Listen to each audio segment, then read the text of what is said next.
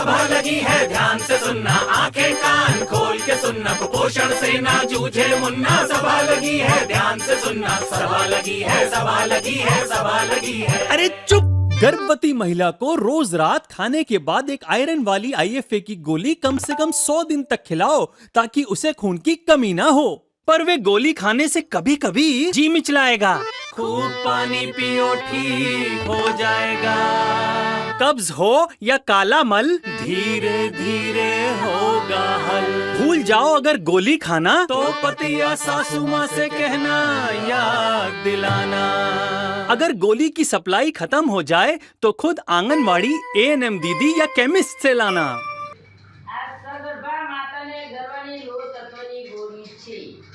દરરોજ એક ગોળી લેવાની, તમને યાદ ના રહે તો તમારી સાસુને કહી રાખવાનું કે મને દરરોજ આ ગોળી યાદ કરાવી। આ ગોળી સતત 3 મહિના સુધી લેવાની। આ ગોળી ગળવાથી લોહીની ટકાવારી વધે। લેશો ને?